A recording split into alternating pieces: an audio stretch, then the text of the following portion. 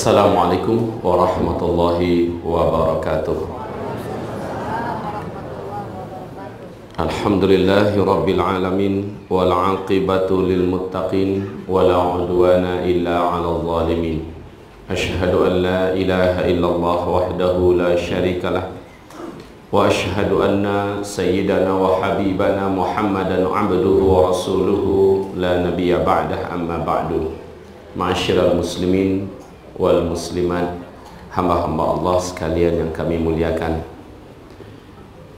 Alhamdulillah, Allah kumpulkan kita di masjid ini untuk menimba salah satu ilmu akhir zaman, ilmu yang terlalu lama ditinggalkan oleh umat Nabi Muhammad SAW, ilmu yang di zaman Nabi menjadi andalan yang terbesar di dalam mengatasi banyaknya masalah-masalah gangguan, baik itu gangguan fisik secara medis ataupun gangguan psikis dan fisik secara non medis. Ini salah satu di antara ajaran dan sunnah Nabi yang telah banyak ditinggalkan oleh umatnya. 2 hari ini di Bukareh, di Masjid Jami ini, di Masjid Jami At-Taqwa Bukareh, Allah Subhanahu wa Ta'ala beri Bapak Ibu semua rezeki dipilihnya untuk datang, padahal ada di luar sana ratusan ribu orang yang berhak ingin untuk mendapatkan rezeki ini, namun Allah Subhanahu wa Ta'ala ijtaba wastafa min ibadihi ma yasha. Allah yang menentukan, Allah memilih di antara hamba-hambanya apa yang dikehendakinya. Bapak Ibu sekalian yang kami muliakan, kepada guru kita Ustadz Nuruddin Al-Indonesi dan Ustadz Abu Azhar hafizahumullah, tidak lupa kami ucapkan ahlan wa sahlan fi Sumatera Al-Gharbiyah. Selamat datang di Sumatera Barat. Hubungan kami terjalin karena Allah. Selama ini hati kami dipertemukan karena Allah. Tidak ada urusan bisnis yang mempersatukan kami, tidak pula ada urusan pernikahan antar keluarga, apalagi urusan keturunan darah, sama sekali tidak ada. Tetapi pertemuan ini betul-betul pertemuan karena Allah, demi Allah, untuk Allah. Dan kami bertekad sampai kami meneteskan darah penghabisan kami akan tetap bersatu bersama-sama untuk meninggikan kalimah tauhid di muka bumi ini, insyaallah ta'ala.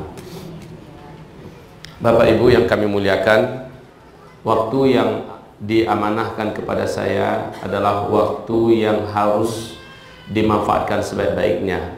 Poin pertama yang ingin saya sampaikan pada Bapak, pada Ibu, Allah dalam akidah kita adalah Al-Khaliq. Apa artinya? Sang Maha Pencipta. Maka selain Allah namanya adalah makhluk. Selain Allah namanya adalah makhluk. Katakan bersama-sama, Allah adalah Sang Khaliq. Selain Allah namanya adalah makhluk. Penyakit Khaliq atau makhluk? Penyakit Khaliq atau makhluk? Makhluk. Bila Khaliq bertemu dengan makhluk, siapa yang akan tunduk? Pasti makhluk. Tidak ada satupun di alam semesta ini yang mampu berhadapan dengan Allah Subhanahu wa Ta'ala. Sekarang Al-Quran Al-Karim yang kita uraikan dari sejak kemarin sampai asar tadi, Al-Quran itu, wahai Bapak Ibu, sepakat seluruh ulama Ahlus Sunnah wal Jamaah mengatakan Al-Quran bukan makhluk, tapi Al-Quran adalah bahagian dari zat Al-Khaliq. Ingat itu baik-baik. Al-Quran bukan makhluk, tapi Al-Quran adalah bagian dari zat Al-Khaliq. Makanya Allah beritahu kepada kita semua, apapun yang sedang kamu alami dari penyakit, gangguan, sakit ini, sakit itu, dan sebagainya, Al-Quran adalah syifa, bukan dawa. Dawa bahasa Arab, arti dawa apa ibu? Obat. Obat itu harus tepat dengan penyakitnya baru sembuh. Penyakit itu da. Obat itu bahasa Arabnya dawa. Jadi ini obat, ini penyakit. Ini dawa, ini da. Idza usibat dawa'u bid-da'i au idza usibat da'u bid-dawa'i bari'a bi'idznillah azza wa jalla. Bila bertemu antara penyakit dengan antinya, yaitu obatnya, pasti akan sembuh. Tapi kalau tidak tepat, ternyata penyakit ini bukan ini obatnya, sembuh nggak? Tidak akan sembuh. Beda dengan syifa. Beda dengan syifa. Syifa itu diambil langsung dari sifat Allah, Asy-Syafi. Sifat Allah adalah Asy-Syafi, Sang Maha Penyembuh. Asy-Syifa adalah kesembuhan yang pasti. Ingat ini baik-baik.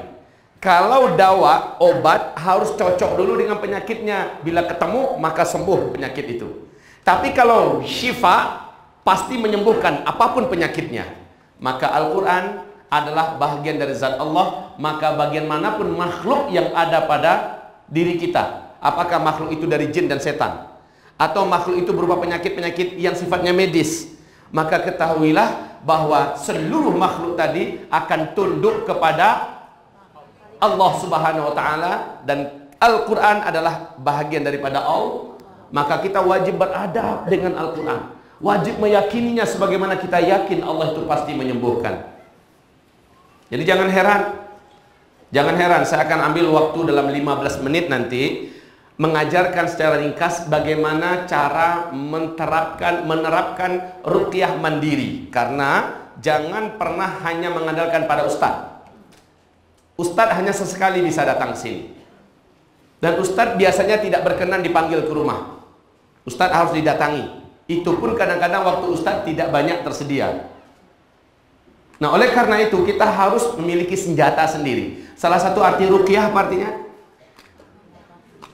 Doa. Salah satu arti ruqyah adalah doa. Maka ad-du'a silahul mu'min. Doa itu adalah senjatanya orang yang beriman. Menghadapi musuh yang nggak nampak, senjatanya langsung Allah turunkan dari langit, yaitu doa. Kamu minta kepada saya. Nah, ngadapin mereka, senjata yang terkuat itu adalah ruqyah. Senjata yang terkuat adalah ruqyah. Masalahnya sekarang, kalau senjatanya selalu di tangan guru kita, kita sendiri tidak memiliki senjata itu. Kalau penjahatnya datang, gimana cara menghalau mereka? Bagaimana cara mengatasi mereka? Jadi wajib setiap kita pandai dalam meruqyah. Wajib pandai.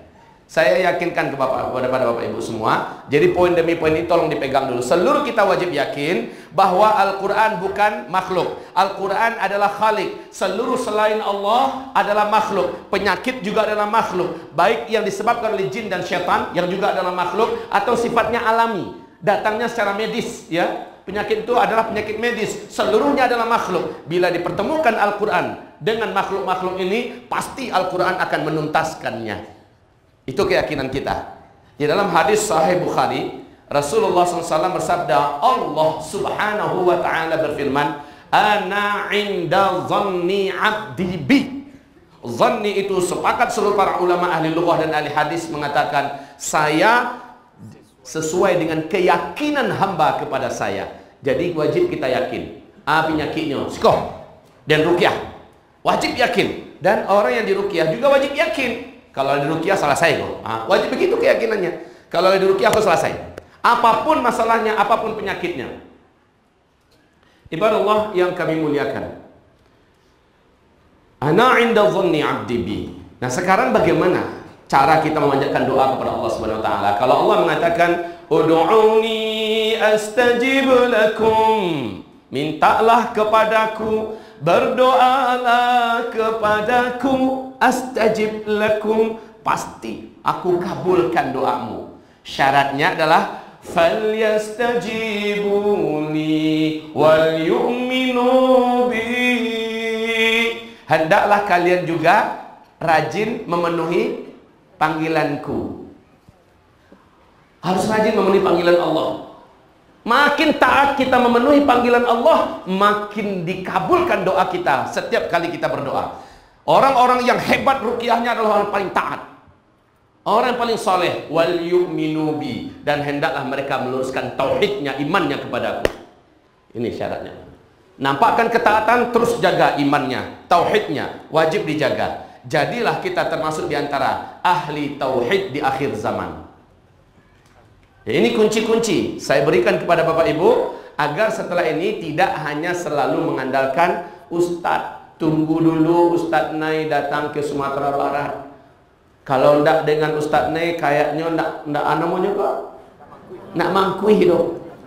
Ya, ndak percaya diri saya kalau tidak dengan Ustadz Nuruddin Al-Indonesi.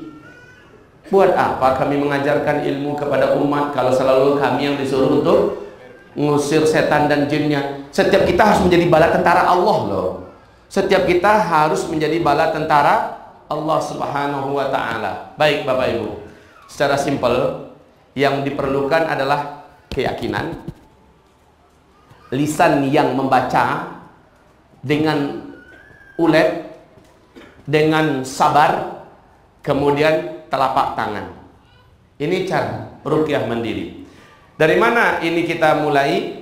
Utsman bin Abil As. Di dalam hadis Sahih Bukhari dan Sahih Imam Muslim, Utsman bin Abil As, ulang balik namanya.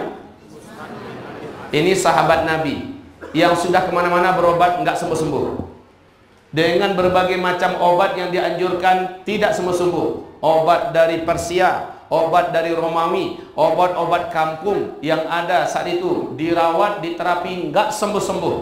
Akhirnya Rasulullah datang kepadanya. Mana keadaan antum wahai Utsman? Apa katanya? Sebagaimana yang kau lihat ya Rasulullah, badan semakin habis, uang juga sudah semakin ludes, penyakit nggak sembuh-sembuh. Maka kata Rasul, Utsman, telapak tanganmu, kata Rasul. Hah? Bukan Nabi yang meletakkan telapak tangannya, tapi Rasul menyuruh agar Utsman, telapak tanganmu kau tempelkan di tempat yang terasa sakit. Coba lihat, mandiri ya. Ini namanya ruqyah mandiri. Kau tempelkan di tempat yang terasa sakit. Setelah itu bacalah berikut ini sebanyak 7 kali. Bismillah, Bismillah, Bismillah. A'udzu bi'izzatillah wa qudratihi min syarri ma ajid wa uhadir. Ulang balik. Bismillah, Bismillah, Bismillah. A'udzu bi'izzatillah wa qudratihi min syarri ma ajid wa uhadir. Ulang balik. Bismillah, Bismillah, Bismillah. A'udzu bi'izzatillah wa qudratihi min syarri ma ajid wa uhadir. Berapa kali baru? Baru 3. Dia sampai berapa kali? 7. Ulang balik. Bismillah, Bismillah, Bismillah. A'udzu bi'izzatillah wa qudratihi min syarri ma ajid wa uhadir. Sampai 7 kali. Apa kata Utsman bin Abil As? Saya praktekkan apa yang diperintahkan Rasulullah. Fasyufi itu. Lalu aku benar-benar menjadi sembuh. Awas, hanya dengan telapak tangan, tambah dengan bibir dan lisan, kemudian tambah dengan keyakinan. Awas, harus yakin. Cibo cik lu kok kalai, nggak bisa. Harus bil yakin, harus dengan yakin. Sembuh dia. Sejak hari itu, kata Utsman bin Abil As, saya pun mengajarkannya kepada keluarga saya dan orang-orang yang saya temukan. Sudah hafal belum?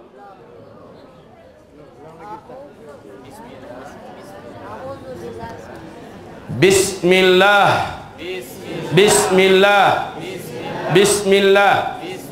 A'udzu bi'izzatillah wa qudratihi min syarri ma ajidu wa uhadir. Itu dibaca sebanyak seperti itu ya, sambil menempelkan telapak tangan di tempat yang sakit. Di mana yang sakit gigi baca, di mana yang sakit mata baca, di mana yang sakit kepala baca, di mana yang sakit dada baca, di mana yang sakit perut tempelkan telapak tangan ini ke perut baca. Lakukan. Diulang sampai maghrib. Mau ulang apa? Ulangi. Bismillah, bismillah, bismillah. A'udzu bi'izzatillah. Aku berlindung dengan keperkasaan Allah, wa qudratihi, dan kemaha berkuasaannya, min syarri, dari keburukan, ma ajidu, apa yang sekarang sedang aku rasakan dan aku dapatkan di tubuhku, wa uhadir, dan yang lagi aku khawatirkan ini. Itu artinya. Baik, yang sudah punya rekaman bagi nanti pada yang lain-lain ya. Ini zaman teknologi. Itu contoh pertama. Dan sembuhlah Utsman bin Abil As. Contoh kedua, Bapak Ibu hamba-hamba Allah yang kami muliakan, masih ruqyah mandiri. Seperti yang tadi diceritakan, digigit kalajengking Rasulullah sallallahu alaihi wasallam, maka beliau mengambil air dan garam ya, kemudian dibacakan surat Al-Kafirun 3 kali, lalu dibacakan 2 kul masing-masing 3 kali, qul a'udzu birabbil falaq, qul a'udzu birabbin nas masing-masing 3 kali. Air liur beliau yang tadi telah bergelimang dengan bacaan Al-Quran dan itu penuh dengan keberkahan, disemburkan oleh beliau ke wadah yang ada garam dan air tadi. Disemburkan begitu ya. Setelah itu beliau ambil dan diletakkan di tempat sengatan kalajengking tadi. Maka dengan ini para ulama menyepakati, apapun binatang berbisa, kalajengkingkah, lipankah, ularkah, atau apapun saja yang punya bisa, maka lakukanlah hal yang sama, maka sembuh. Ini juga termasuk ruqyah mandiri. Ibarat Allah yang kami muliakan. Contoh yang ketiga, sewaktu kami dari Sabah dengan Ustadz Eri ya, kami sampai di airport setelah memberikan pelatihan selama 2 hari. Sampai di airport mau terbang ke Kuala Lumpur dari Sabah. Sabah itu Malaysia sebelah timur. Masuklah SMS seorang ibu yang kemarin ikut acara training seperti ini. Ibu itu mengatakan, Ustadz, anak saya sudah dikembalikan oleh pihak rumah sakit ke kami ke rumah kembali. Pihak rumah sakit mengaku tidak mampu lagi merawatnya. Merawatnya. Anak saya sejak masuk sampai sekarang panasnya tinggi dan matanya sudah hampir putih semua. Apa yang harus saya buat? Pihak rumah sakit sudah memberikan suntikan, sudah memberikan ini, memberikan itu, tidak mempan sama sekali. Maka sebelum masuk pesawat kita sempatkan membalas. Ibu, ambil 1 baskom air, letakkan di baskom, air putih biasa ya. Kemudian bacakanlah ini ayat-ayat Allah, Al-Fatihah 7 kali, bacakanlah nanti 10 ayat dari surat Al-Baqarah, itu 4 ayat pertama, ayat kursi dan 2 ayat setelahnya, kemudian 3 ayat penutup dari surat Al-Baqarah pas 10 itu kan. Kemudian bacakanlah ayat-ayat syifa yang kemarin sudah kita ajarkan. Lalu ibu bacakanlah 3 kul. Qul huwallahu ahad sebanyak 3 kali, qul a'udzu birabbil falaq sebanyak 3 kali, qul a'udzu birabbin nas 3 kali. Seluruhnya ibu baca dengan suara yang agak keras ke air itu. Kemudian air liur ibu setiap selesai membaca 1 ayat atau 1 surat, semburkan kepada air. Setiap selesai membaca, semburkan ke air. Jangan lupa ya, air liur kemana yang disemburkan, tapi jangan dikumpulan bulog. Dicuci loh kan. Yang ada saja. Kemudian semburkan ke air. Setelah itu ibu doakan kepada Allah air ini yang telah dibacakan Al-Quran. Ya Allah, jadikanlah air ini setiap tetes demi tetesnya, molekul demi molekulnya, partikel demi partikelnya, engkau penuhi dengan keberkahan ayat-ayatmu yang hamba ruqyahkan tadi ke air ini, ayat-ayatmu yang hamba bacakan tadi ke air ini. Setelah itu ibu tutuplah dengan permohonan, sembuhkanlah anak hamba ya Allah. Ulang-ulangi ya bu 3 kali. Setelah ibu tutup dengan la haula wala quwata illa billah, salawatlah untuk Rasulullah. Selesai bu, ibu usapkan air itu ke kaki kanan ibu sampai ke lututnya. Lalu ibu usapkan juga ke kaki kiri anak ibu sampai ke lututnya. Kemudian usapkan ke kanan, tangan kanan anak ibu sampai ke sikunya. Begitu juga tangan kiri sampai ke sikunya. Kemudian kepalanya ya, dan sambil dipijat-pijatkan ke kepalanya air tersebut ya. Basahilah wajahnya dan seluruh lehernya. Kemudian ratakan air tersebut ke dadanya. Terus ke pahanya sampai ke lutut. Lalu bagian belakangnya ya, punggung, pinggang, pinggul ya, sampai paha belakang, sampaikan ke lipatan kaki. Setelah itu ibu biarkan anak ibu jangan disapu, jangan diseka dengan anduk. Biarkan dia kering sendiri. Ya, semoga Allah memberkahi usaha ibu. Amin. Kita tutup HP karena harus naik pesawat. 2 jam lebih tuh pesawatnya terbang dari Sabah menuju ke Kuala Lumpur. Kemudian mendarat di Kuala Lumpur, HP dihidupkan kembali, masuk SMS itu. SMS ibu tadi. Ustadz, alhamdulillah saya berjaya. Saya sudah berjaya, saya sukses. Saya praktekkan yang Ustadz katakan, anak saya langsung sembuh Pak Ustadz. Langsung sembuh. Padahal di rumah sakit 4 bulan tidak ada perubahan apa-apa. Dokter sudah maksimal. Sekali lagi, apabila Al-Quran dihadapkan kepada makhluk, dan Al-Quran adalah bahagian dari zat Khalik, pasti makhluk ini akan tunduk. Awas keyakinan ini. Jadi tidak lagi mengandalkan ustadz ya. Apa andalan Bapak Ibu? Ya, Al-Quran. Terus apa andalannya? Yakinlah kepada Allah. Harus mengandalkan diri sendiri. Bainaka wa bainallah la wasilah.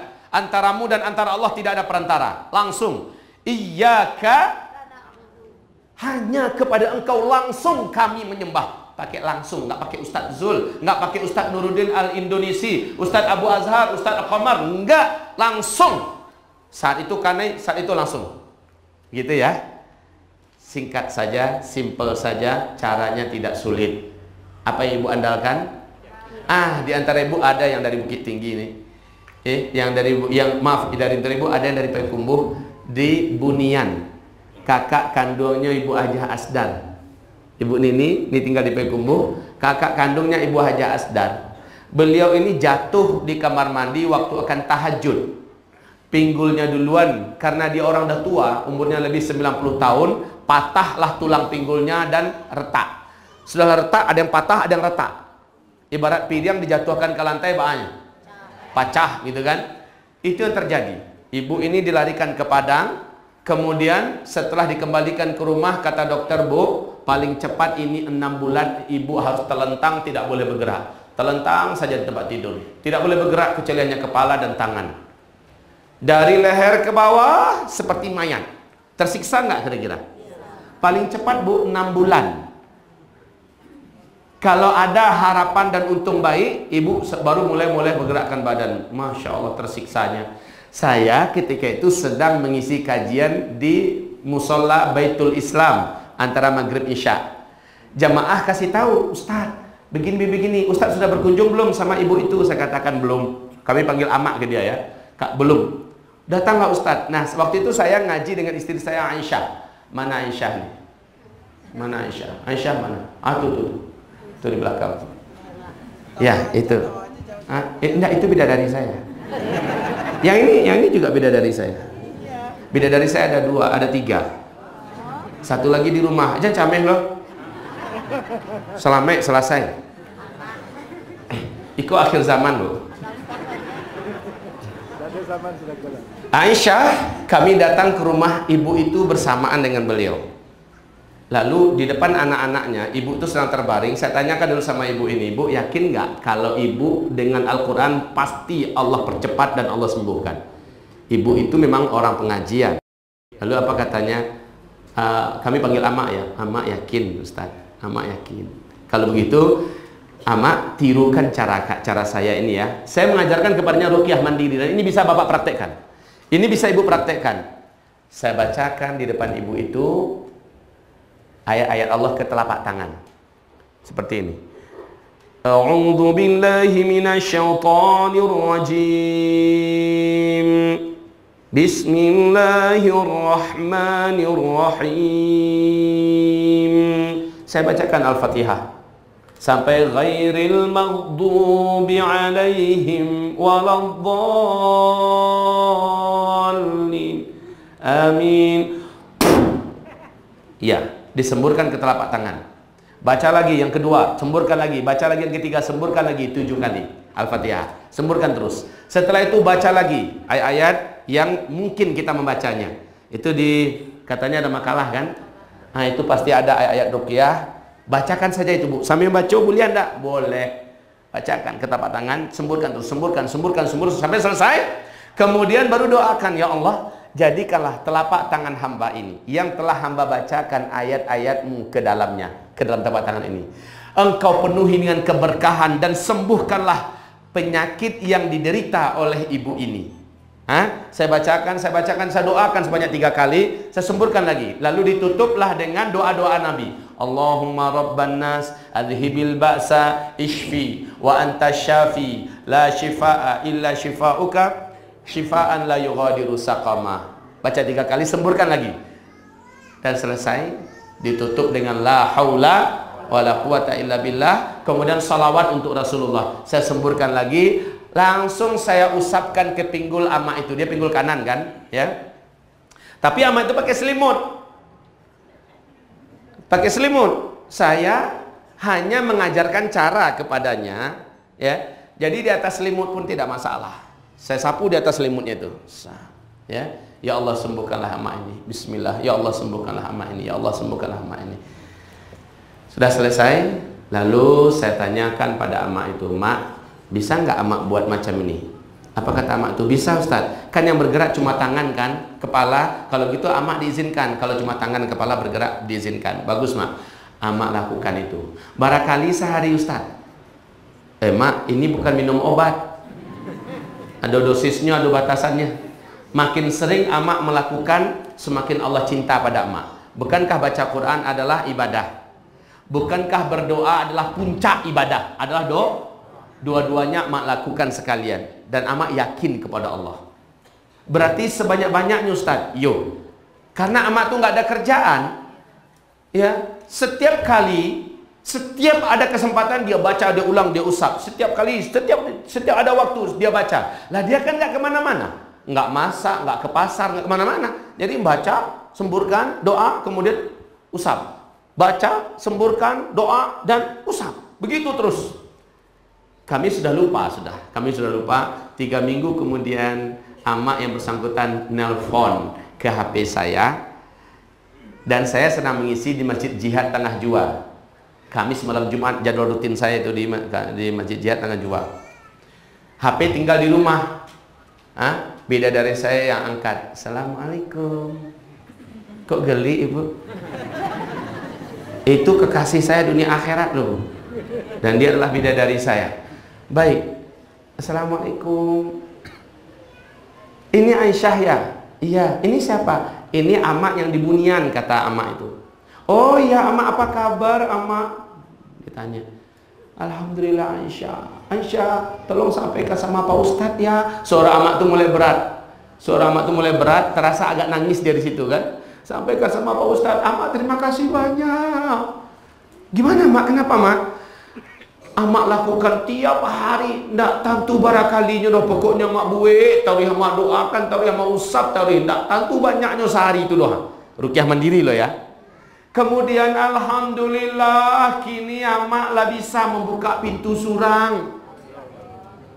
Walaupun masih mama macik kadindiang ya, tapi dia sudah bisa pergi ke pintu, buka pintu sendiri.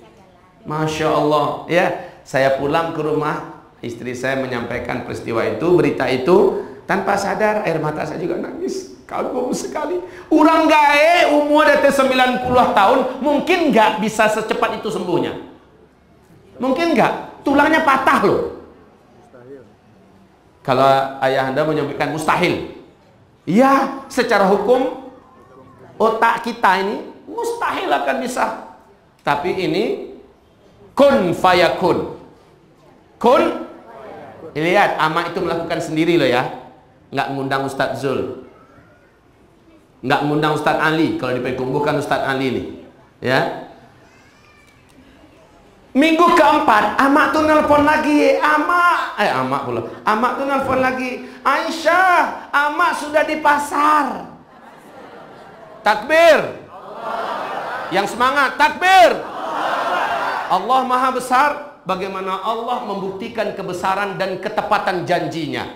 Wa nunazzilu minas samai wa nunazzilu minal qur'ani ma huwa shifaa wa rahmah lil mu'minin. Kami menurunkan Al-Quran ini fungsinya sebagai penyembuh. Jadi kok sakit awak, ijan rumah sakit nantakana dulu, apotik nantakana dulu, dokter nantakana dulu, kamaki dahwa. Bila wasaki nampak tamu takana sia. Sia takana dulu. Idza maridtu fa huwa yashfin. Apa artinya? Sama-sama baca. Idza maridtu fa huwa yashfin. Baca. Idza maridtu fa huwa yashfin. Apabila aku sakit, maka dialah Allah yang pasti menyembuhkan aku. Sekarang Allah umumkan di dalam Al-Quranul Karim. Al-Quran ini, ayat-ayat Al-Quran syifa, sebagai penyembuh. Khalas. Kalau gitu langsung ambil ayatnya, baca dengan adab-adabnya, wudhu dulu, gosok dulu gigi, kemudian menghadaplah ke arah kiblat, mulailah mohon kepada Allah. Kalau perlu sholat sunat 2 rakaat, sholat sunat hajat, nggak cukup tambah lagi, kemudian baru mulai niatkan menyembuhkan diri kita, keluarga kita dengan ayat-ayat Allah. Baralah mau Ustaz sampai cegak.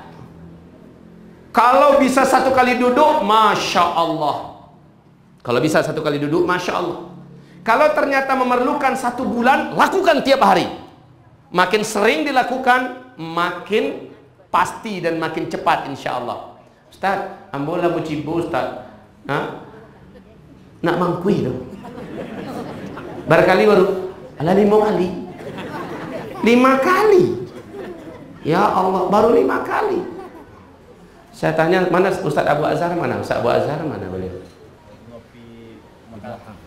Tadi Ustaz Abu Azhar yang pagi tadi, ciri khas wajah Sundanya kan nampak. Baju putih, kopiah putih, awak gagah lo. Kakak beradik aja Ustaz naik ya. Beliau meruqyah seorang ibu tua. Ala gaib mana ibu tu? Ndak mau keluar tu, dalam bilik saja. Sholat pun sudah arah-arah kepikun begitu, diam saja, nggak mau bicara dengan siapa-siapa. Bu, ini yang melakukan seorang praktisi yang sudah ahli. Ustaz ini datang meruqyah ibu itu, nggak ada kesan sehari 2 hari, dari pagi ya siang, pokoknya istirahatnya cuma makan, sholat ya, lanjut lagi. Apa kata Ustaz? Seharian nggak ada kesan apa-apa sama ibu ini. Terus saya bertekad ya, saya akan teruskan. Tidak mungkin Al-Quran ini tidak akan berfungsi. Jadi keluarga ini sudah hampir putus asa Pak. Tidak mungkin emak-emak ini akan kembali normal. Lah arah-arah kecanduan orang, arah-arah ke gilo gitu. Nyulah gaik ya, diam saja. Tidak mau melakukan aktivitas ibadah pun tidak mau ya. Kemudian Bapak Ibu yang kami muliakan, Kemudian hari kedua dia lakukan lagi. Ada sedikit reaksi. Hari ketiga emak ini sudah mulai beraktivitas agak sedikit mulai bukan goyang-goyang. Sudah mulai mau ke sana, mulai diajak mau bicara semacamnya, ya. Dan di hari ketiga itu ama ini sudah melaksanakan sholat kembali dan sudah bisa memanggil anaknya dan cucu-cucunya. Dan dia berkata kepada mereka semua, Ustadz ini tolong tahan, Ustadz ini tolong ditahan, saya suka dengan dia. Indah untuk inyo doh, untuk cucunya. Ini yang jadi istrinya sekarang itu. Ini Ustadz Abu Azhar sendiri yang cerita kepada saya. Coba lihat, sehari dari pagi sampai malam, nggak ada hasil. Di hari ketiga baru nampak hasil. Ustadz Nuruddin bahkan sampai setahun lebih ya Ustadz ya. Ada orang terdekat beliau setahun lebih nggak ada kesan apa-apa. Padahal kemana-mana ikut. Tapi setelah itu ada satu momen tertentu kena dia, jadi orang itu, ya. Kemudian alhamdulillah barulah ada reaksi dan kembali dia mulai menuju kepada fitrahnya. Coba lihat, tidak bisa sekali, 2 kali, 3 kali, 5 kali baru Pak Ustaz. Itulah serta 3 malam terakhir ramu kerajuan tuh. Lalape tahajud bana tuh Ustaz. Janganlah seperti itu. Allah pasti akan mengabulkan selama kamu tidak putus asa. Tidak terburu-buru, minta cepat dikabulkan, minta cepat dikabulkan. Ini doa, Bu, oi ibu, mana yang hebat, doa bapak ibu atau doanya Rasulullah? Syekh Siti Jenar tahu? Syekh Abdul Qadir Jalani tahu? Dengar nama? Ya, baik. Ibrahim bin Adham tahu? Nggak tahu. Ibnu Taimiyah tahu? Tahu, dengar namanya? Oke, ini ulama-ulama besar dunia. Mana yang lebih taat, lebih berilmu, lebih soleh, dan kalau dia berdoa mana yang lebih makbul dibandingkan bapak ibu? Mereka kan? Dibandingkan mereka dengan Rasulullah, mana yang lebih hebat? Sekarang Rasulullah berdoa, mengangkat tangan tinggi-tinggi ke langit 16 bulan baru Allah kabulkan. Padahal doanya tiap hari. Awas, saya harus ingatkan bapak ibu satu hal ini. Jangan sampai lah sebulan mau ciba ustaz nak mangkuih loh. Nak Allah kabulkan ustaz nai jo kandaknya loh. Ambo biar barabananya ambo ustaz nai itu ongkosnya pulang payah ambo jamin. Pitih barangnya sabuikan ambo siapkan Pak Ustaz. Cobalah telepon beliau pasti menolak beliau. Ya, karena kami pantang dia gojo pitih. Ya. Jadi Rasulullah saja tiap hari berdoa 16 bulan lamanya baru Allah kabulkan. Ya, jadi kita dalam melakukan ruqyah ini tergantung, semakin kita taat, semakin kita soleh, semakin kita jauhi dosa dan maksiat, semakin kita banyak berdoa kepada Allah dan meruqyah, maka semakin cepat ruqyah itu diberikan oleh Allah efek dan reaksinya yang positif, insya Allah Ta'ala. Setiap amak bisa melakukan, setiap bapak bisa melakukan, tidak harus mengandalkan ustaz. Ini kunci. Baik Bapak Ibu, karena ada momen dan materi yang sangat dinantikan, yaitu terapi massal, yakni dengan Al-Quran. Ada satu hal sebelum lupa, panitia tolong siap-siap terlebih dahulu. Ada satu hal sebelum Bapak Ibu melewatkan momen ini. Pak Ibu, satu kisah saja. Seorang wanita konglomerat di Riyadh. Riyadh itu di mana? Ibu kota Arab Saudi. Ya, di dalam buku berjudul Jangan Takut Sakit. Kemudian buku berjudul Keajaiban dan Dahsyatnya Sedekah. Ibu konglomerat ini kuaya raya, tidak kaya raya doh, tapi kuaya raya. Beliau ini mengalami gagal ginjal. Ginjalnya harus dibuang. Kalau ingin bertahan hidup lebih lama, diganti dengan ginjal yang sama, ginjal yang baru, yang selevel, wanita seumur dengannya, dan harus cocok ginjal itu dan sehat. Kemana mau dicari? Tapi karena dia banyak duit, dia gunakanlah media televisi. Diumumkan ke seantero Arab, siapa yang mau menjual ginjal, berapa harganya kami beli. Syaratnya harus ginjal seorang wanita seusia dia, dan ginjal itu dicek di rumah sakit sehat, dan ginjal itu cocok kalau dimasukkan ke dia. Berapa harganya akan dibayar? Baranya kandaan dibayar. Bentu bana habaragonya paragian Allah kah? Bara kandanya den bayi. Alhamdulillah akhirnya ketemu seorang ibu yang siap untuk menjual ginjalnya. Dicek cocok. Ginjal ini sehat. Kemudian ditentukan berapa harganya. Harganya fantastis. Kalau untuk, ternyata ibu ini wanita kampung, orang kampung, ya, wanita kampung. Ditanyakan berapa dia mau untuk harga satu ginjal, kurang lebih harga 135.000 rial. 135.000 rial.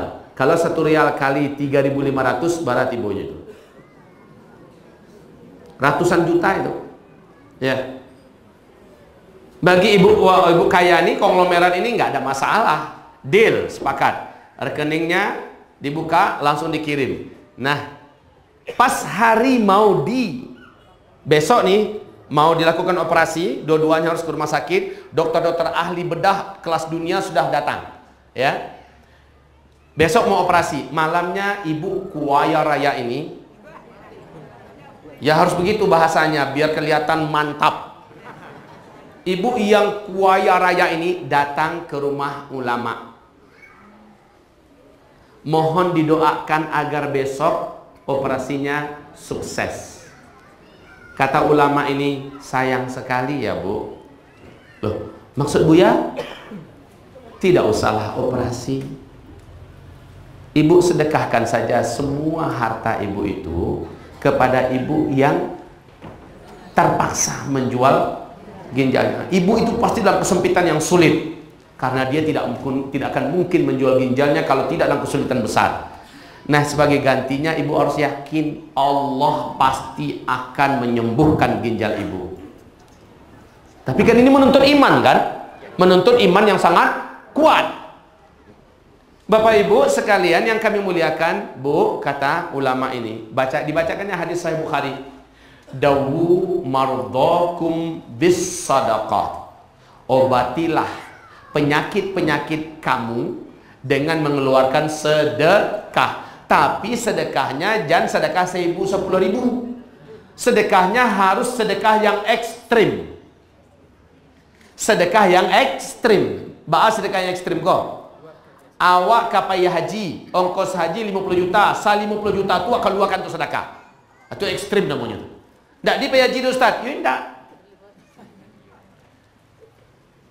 Nanti jangan jalan dulu sekarang. Belum. Basa-basa layang. Tapi standby nggak apa-apa, siap-siap. Bu,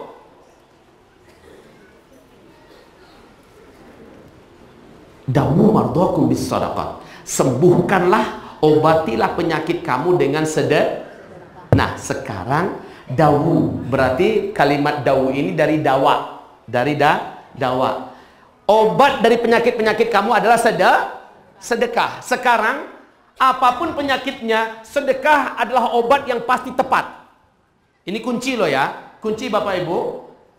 Apapun penyakitnya, maka sedekah yang ekstrim karena Allah Subhanahu wa taala ini pasti tepat. Kan hadis yang saya bacakan tadi, idza usibat da'u bid-dawa'i bari'a biidznillah. Bila penyakit bertemu dengan obatnya pasti sembuh dengan izin.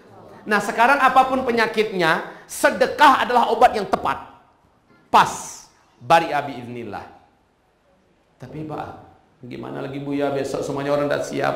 Apa kata Buya? Ulama besar ini, ya sudah, saya kan hanya sekedar memberikan masukan.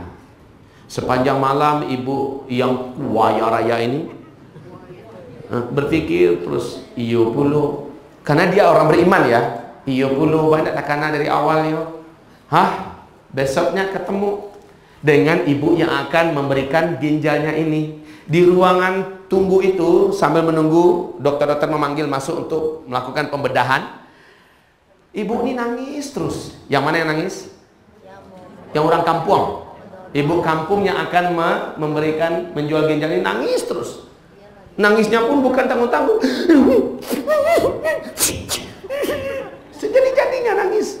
Maka ditanya oleh ibu yang kaya raya ini, Bu, kenapa ibu nangis? Ibu nggak siap untuk melakukan operasi. Ibu nggak mau, nggak jadi menjual ginjalnya, nggak apa-apa. Jangan ibu memaksakan diri, saya juga nggak maksa kok, Bu, kata ibu yang kaya raya itu. Apa kata wanita kampung ini? Saya sayang dengan ginjal saya. Ini titipan Allah. Ini rezeki dan nikmat dari Allah. Saya tidak akan pernah mau menjualnya kalau tidak benar-benar terpaksa. Dia ceritakan anak perempuan satu-satunya meregang nyawa kalau tidak segera dioperasi, dilakukan penyembuhan, pengobatan yang harga obatnya Masya Allah. Saya tidak tahu kemana cara untuk, nah ini pengorbanan seorang ibu-ibu ya. Bapak-bapak belum tentu mau berkorban macam ini. Betul, Bu? Semangat Ibu. Betul, Pak? Hilang semangat Bapak.